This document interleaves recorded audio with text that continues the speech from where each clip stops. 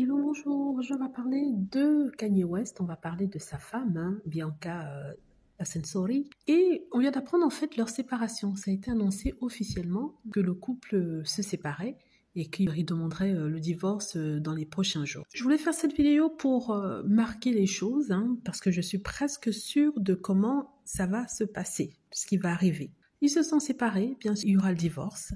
Elle demandera une certaine somme d'argent à Kanye, que Kanye ne voudra pas payer. Et c'est là que ça va commencer. Déjà que tout le monde veut qu'il tombe, on s'attend à ce qu'il tombe, vu ses prises de position problématiques, pour ne pas dire racistes, on va dire, ou peut-être antisémites, entre les deux, ça à vous de voir.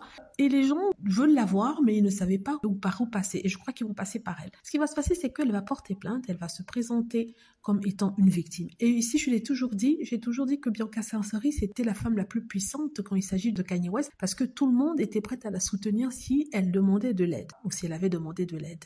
Et que si elle ne le faisait pas, c'est que en quelque sorte, elle participait à toute ce ramdam publicitaire autour de Kanye. Je trouve que Kanye, c'est un être toxique, oui, et c'est un être misogyne.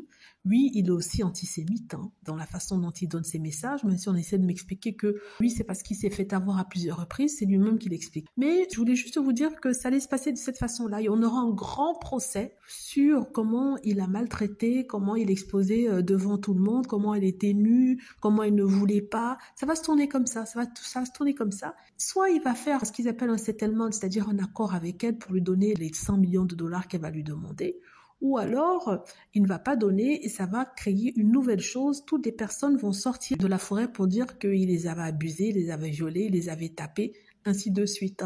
Ça va ouvrir les vannes à quelque chose de plus grand. Il va se retrouver comme P. Diddy en prison. Donc je voulais marquer le coup là pour voir si j'ai raison ou tort, n'est-ce pas? Il y a aussi l'éventualité qu'ils se remettent ensemble, ou alors qu'on l'interne, ou alors qu'il se suicide ou qu'on le tue entre les deux. C'est à vous de voir. Donc, je voulais juste dire ça ici pour marquer ça et voir si j'ai raison dans les prochains développements. Il y a aussi l'option qu'il puisse demander de l'aide et prendre ses médicaments, puisqu'on nous explique qu'il est non seulement bipolaire, mais en plus, il a l'Asperger, il est autiste. On va voir ce qui va se passer.